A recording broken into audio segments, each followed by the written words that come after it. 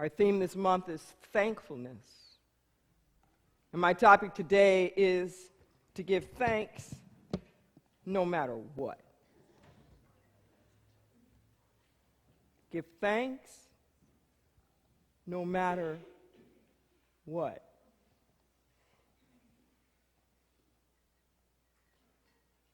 We tend to make the spiritual qualities external. And we make them things that we chase after.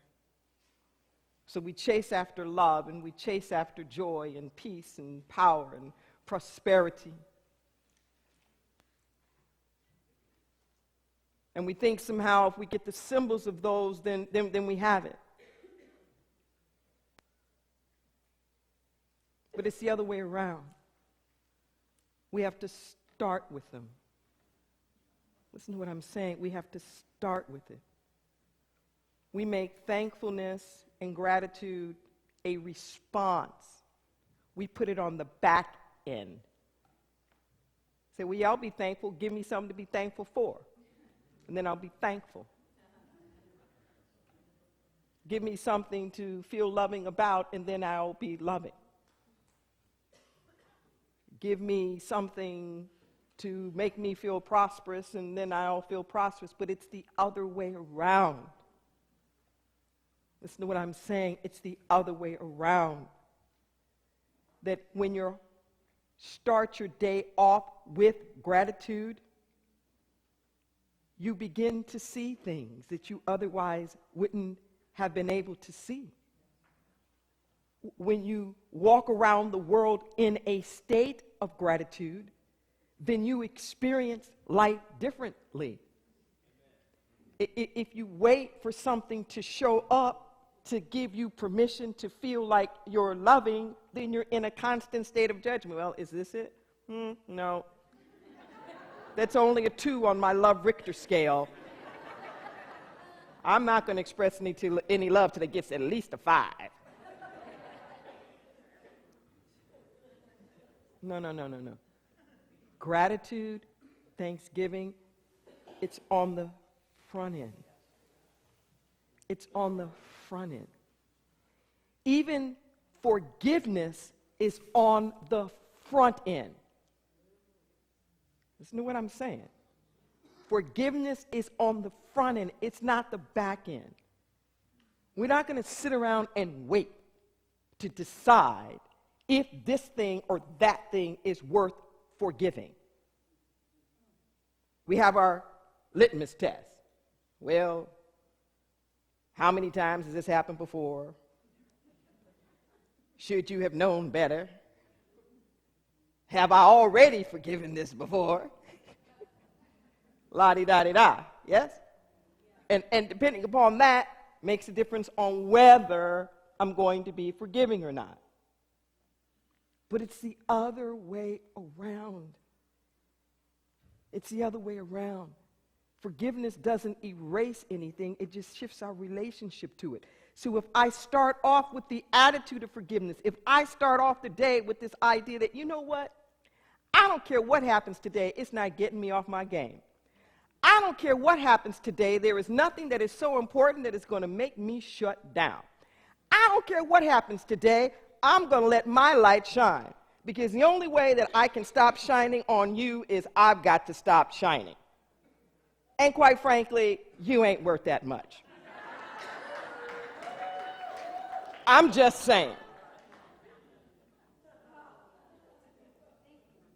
The sun makes its light to shine on the just or the unjust, because there's just absolutely nothing that we do that is so important to make the sun stop shining.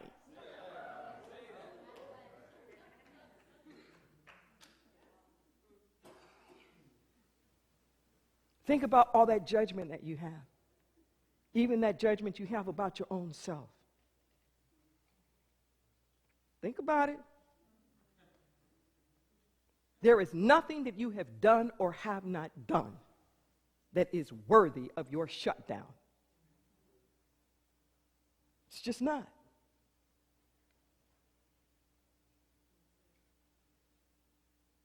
We're thankful just because We love just because. There is a profound relationship between love and forgiveness.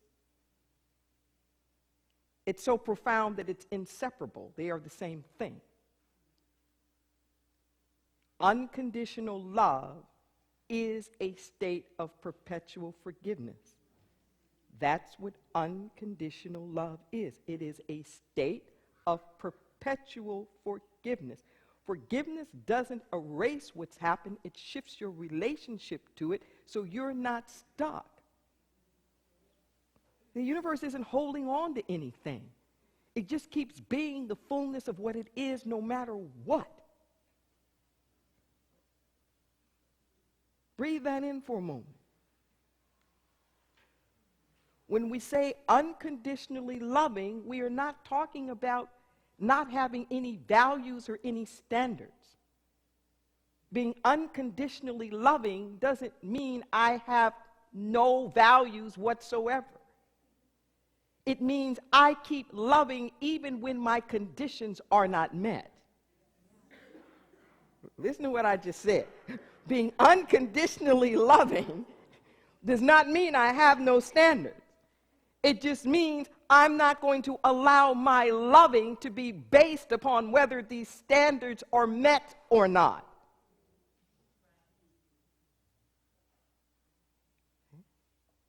Because the love I hold back from you, I hold back from myself. Our theme is thankfulness. And to give thanks no matter what. So in my spirit definitions, it describes thankfulness like this. It's always this convergence of energy, a place in consciousness where these things come together.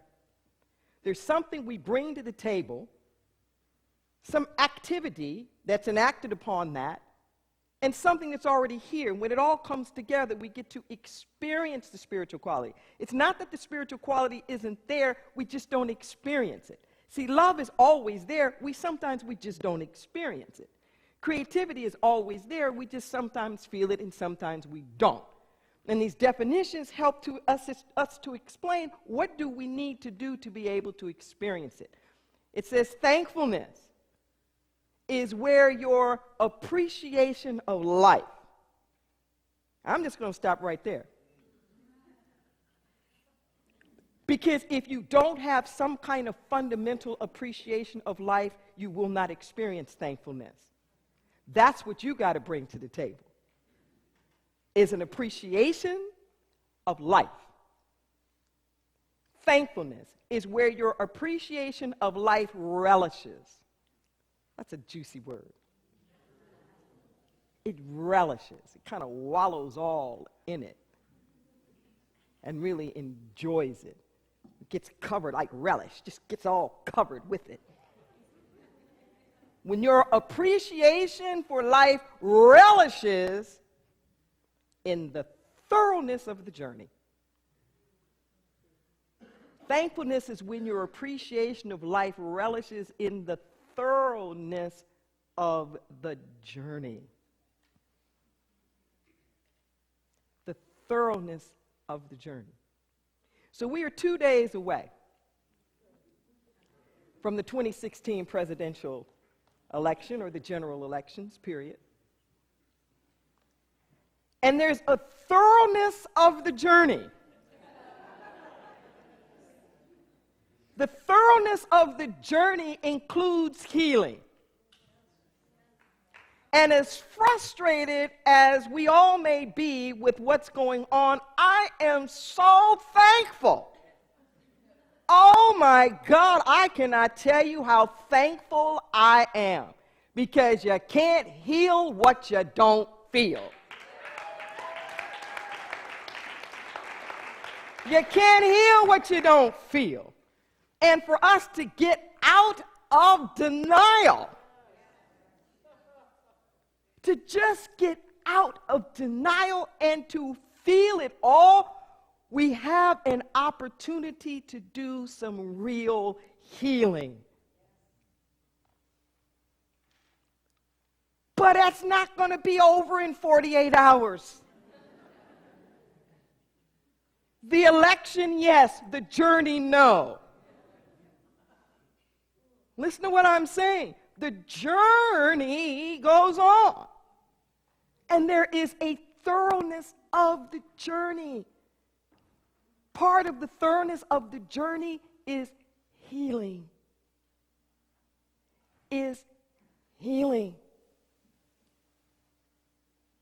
I've been doing these sessions for such a time as this. It's on a YouTube channel now, the archives of it. And I noticed somewhere about halfway in the session last week, there was a young man in the back of the room. I'm not even sure when he exactly came into the room.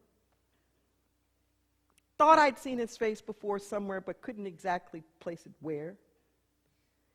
And he came up to me afterwards, and he was in tears. I don't know, Peggy maybe be mid-30s or something like that. He's in tears. And he says, I'm so scared.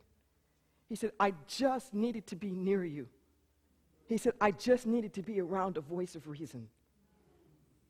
I was so touched. He said, I just needed to come here. He was just sitting in the lobby, and somebody noticed him. He just needed to be here. And he looked me in the eye, and he said, I'm so afraid. He says, it feels like a civil war. And I just put my hands around his neck and looked up at him, 6-footer maybe. And I said, I'm not going to lie to you. I said, energetically, this is probably the closest thing to a civil war I've ever experienced in my lifetime. And he just kind of took a deep breath. It was that, oh no, but that sigh of relief when you know you're not crazy. You know, so he was able to like breathe that in a little more. And I said, and this is not the time to fear. I said, this is not the time to fear. And I said, you got to take a real deep breath here. And whatever that is that you really believe deep down in your heart, you got to stand on it, my brother. You got to stand on it. You got to stand in it with all the love that you can possibly muster up. With all of the love that you can possibly muster up. The divisiveness that we are experiencing now is not new. It is not new.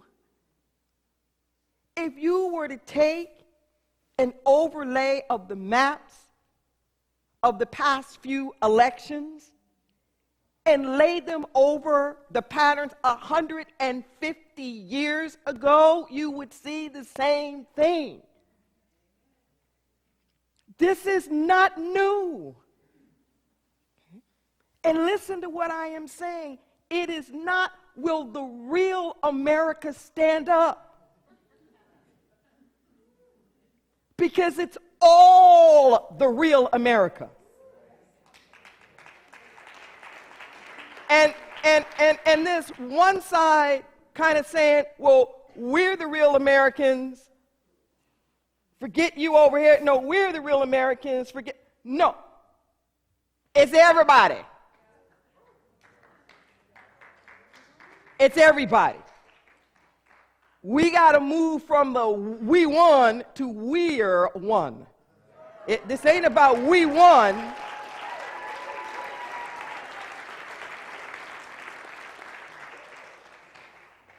We're one. We're one.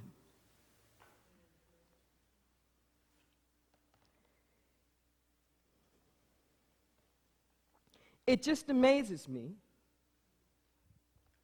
how divisive people are about divisiveness.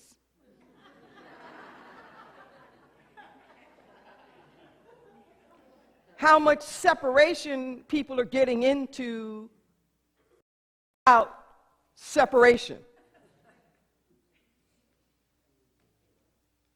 You become what you don't forgive. You become what you don't forgive. You become what you don't forgive. You act like a terrorist in response to terrorism. You become what you don't forgive. This is where the cycles of abuse come from, yes? Hurt people hurt people. You show me a child molester, and I'll show you a molested child. It's not excuses, but I really want you to hear. You become what you don't forgive. It goes like this. Everything is energy. Everything is energy. And like vibrations are attracting each other. It doesn't matter whether you love it or you hate it. It is the intensity of your energy about it. It doesn't matter whether you love it or you hate it. If it is the focal point of your attention, you are resonating with it. So you become part of the manifestations of whatever it is that has your attention. This is how we wind up manifesting and becoming the very things that we say we don't want because we're so busy being it.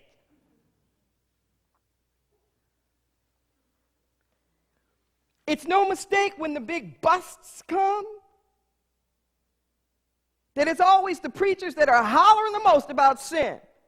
They're the ones literally caught with their pants down. It's always the politicians that are the biggest one about family values and blah, blah, blah, blah, blah, who are the first ones caught in the scandals.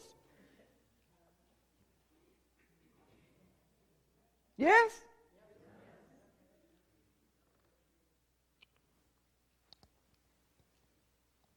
We have an unprecedented opportunity here to dig deep.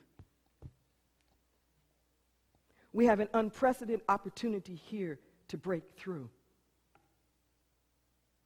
We have an unprecedented opportunity here to really begin a new kind of revolution.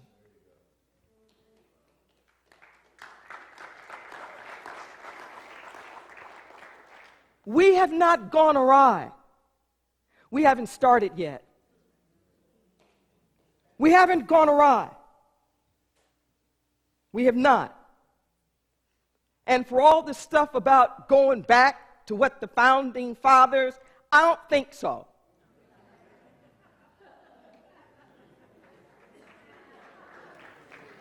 Even the people who are saying that don't want that.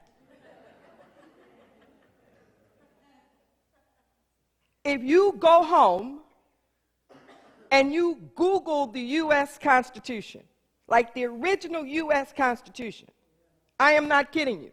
It has a little bitty preamble about towards a more perfect union and these beautiful words about justice and prosperity. And then there's Article 1, one sentence, two maybe, about how we're going to have a Congress that's going to represent. Next article, how the power is going to be appropriated. How are the people who are in this Congress going to get elected? Those who are free and going to be free, meaning the white people who were indentured servants, who were free and going to be free, you get one vote. Native, nothing. All other persons, 3/5, which meant the people who weren't free and were never gonna be free, and guess who they were?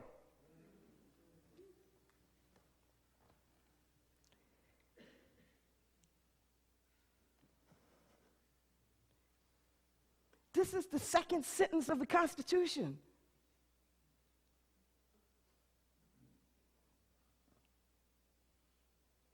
A land that was already built on the premise and the assumption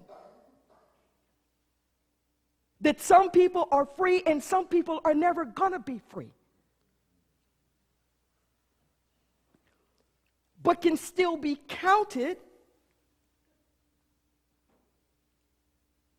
for representation. They don't vote, they don't have any power, but somebody else is going to have power because they have control over them. We're still doing this today with the voting rights. We're still doing it today.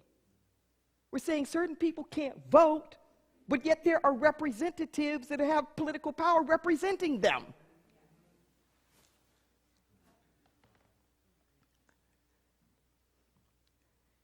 The irony here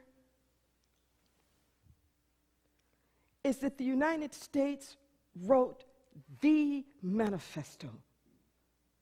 That Declaration of Independence, we hold these truths to be self-evident, that all are created equal and endowed by their Creator with the inalienable right to life, liberty, and the pursuit of happiness. That has inspired democracies all over the world. And in spite of the fact that Thomas Jefferson, who wrote that had 200 slaves, what the old folks used to say, the truth will be told, even if it takes a liar to tell it. There's truth in these words. The fact that we have not lived up to them yet should not be a discouragement. It should be a call up. The fact that we have not lived up to it should not be discouragement. It should be a beacon light that says, come on up a little bit higher. Come on up a little bit higher. What is incumbent upon us now is for us to say that we really want a world that works for everyone. We really want a land of the free and the just. We really want for every single person to be endowed with their Creator with inalienable rights. It hasn't happened yet. Listen to what I am saying. It hasn't happened yet. We never ended slavery. We freed some slaves, but we never ended slavery. Look at the 13th Amendment. There should not be involuntary servitude unless you're a criminal. There's a movie out now, 13th, that speaks of this, unless you're a criminal. And we immediately went from slavery to the chain gangs, and you can see the imprisonment now. And not within our jurisdiction, but it's okay to export it.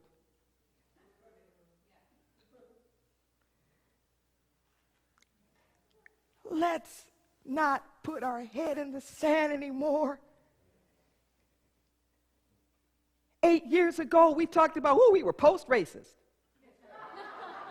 Because we elected a black man. There wasn't no racism in the United States.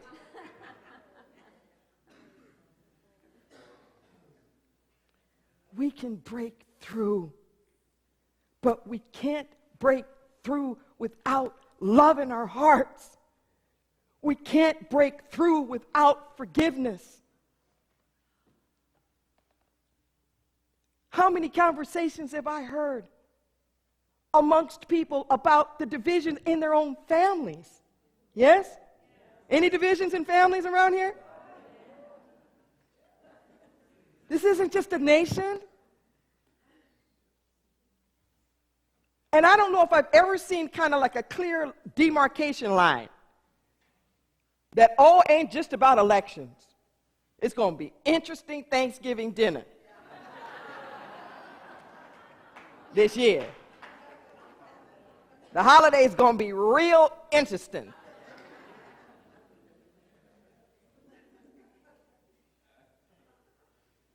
But what I know is if we can meet this opportunity with gratitude, listen to what I'm saying. If we can say thank you for this place that we are in the journey, and really hear, really listen to each other, really have a place of compassion, really have a feeling in our hearts that we can set the intent. We have to retrofit the foundation. See, we had these great ideals, but the infrastructure was only built for a small segment of the population. So every time we try to include somebody else under the umbrella, it's like, it's like we're stretching and stretching and stretching. You can't put new wine into old skins. We need a new infrastructure of the heart so that we are not piecemealing it.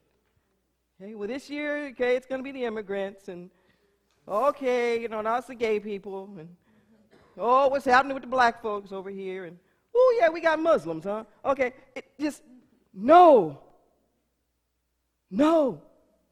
And those of us who are working all these important issues, the environment, all of it, not siloed, one by one by one, but let's say we're all going through, baby. Pull all of our resources together and say we are all going through. No one left behind. Do you hear me? And that includes the people you don't like. Jesus said, love your enemies and love your neighbors. We forget about the enemy part. You love everybody. Everybody. And I guarantee you, if you will go through these next few days with a sense of thankfulness and gratitude for the engagement, thankfulness and gratitude that the stuff is up to be healed, thankfulness and gratitude for the conversations. I'm just so happy we're not in apathy anymore. Social media is over the top, but if I had to choose over the top or apathy, I'd go over the top. Over the top, you can tone down a little bit. Apathy, whoo, that's hard to heat up.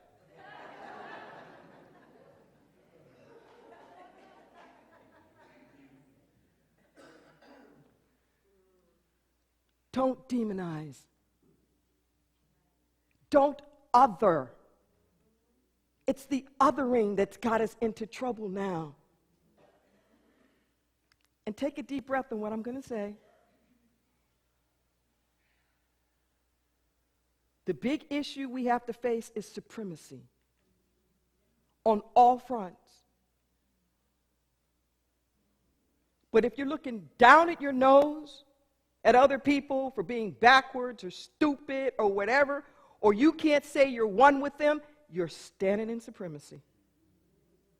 I'm too good to consider myself one with you. I'm just saying. We need to get over it. We need to get over it. Nobody is any better than anybody else. Christians are not better than Muslims.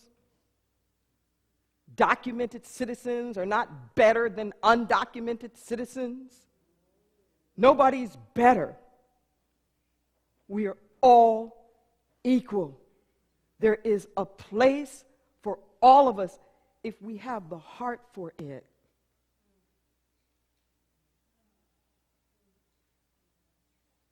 Do you have the heart? Do you have the intent for wholeness? Do you really? I mean, really? Really? Okay? Think about your social media stuff. Think about those memes you're sending out. Think about those texts. Think about your Facebook. Really? Really? Okay? Because I'm asking you now. Because I contend, just like Martin Luther King did years ago, he said the problem is not the racists. The problems are the moderates and how lukewarm they are. He said that's the problem here. And it's the same problem now. Our real problem are not the people who are the extremists on the right or the left. It's the ones in the middle. It's the ones in the middle. Do you really believe? Do you really, really believe? And can you stand in that? Can you stand in that? I'm going to end on this little story. I know I've told it before, but it just struck me so deeply. It's when we first did shock and awe after 9/11. And we just started bombing the heck out of Iraq for 3 weeks. You become what you don't forgive. Okay? We're bombing Iraq, right? And Rumsfeld is being vetted again for George W. He had been with his father's cabinet. He's being vetted again for being the defense secretary. And it was some town hall meeting or somewhere, and I don't even remember where I was, because I was looking at this town hall meeting on television in a hotel somewhere. And I was listening to how unwavering these folks were in being so sure that this bombing was the right thing to do. They had no doubt whatsoever. And it really struck me. And I heard my spirit voice give me that formula again that Jesus spoke about in the Bible. If you have faith and do not doubt, whatever you ask shall happen. And that spirit voice said, their belief that war really is the answer is stronger than the belief of those of you who say you believe in peace, really believe that peace is the answer. He says you're hoping for it, you're wishing on it, but you don't really believe it's going to happen because you think the other people have more power. It's like on your wish list. But you don't really believe it. And this line I will never forget, it said, Reverend daughter, they have out-faithed you. They have out-faithed you. That their faith in war is more than your faith in peace. Okay. I'm not talking about a battle here. I'm not talking about duking it out. What I am saying is pump up the volume on your beliefs. Pump it up. Resonate with it so loud that it has a frequency, that it has a vibration that lifts everybody up. Pump it up. Now is not the time to cower. Now is not the time to fear. Now is not the time to get into worry. If you really have an idea of a new heaven and a new earth, if you really have an idea of the beloved community, see that and nothing else.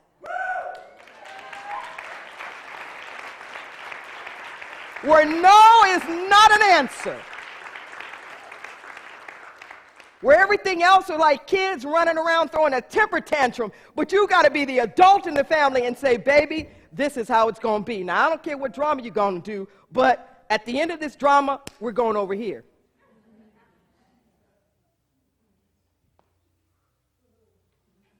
Stand. Stand in what you know.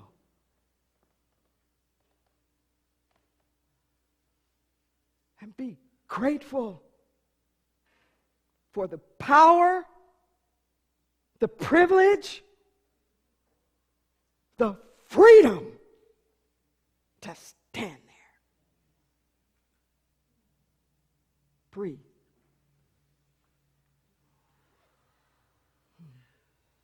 Breathe. We've already prayed, but I just feel like I need to seal this.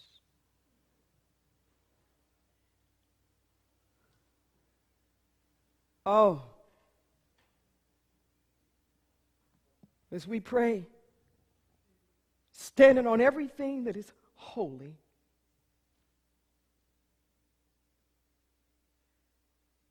create in us a clean heart, O God, and renew a right spirit within us,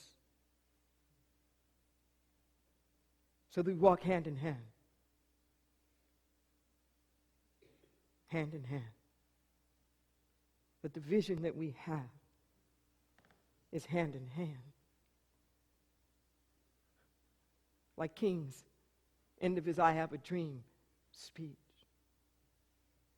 We said, I see the little black kids and little white kids hand in hand. Oh, that was revolutionary. No othering. No othering. No othering. Only one of us here.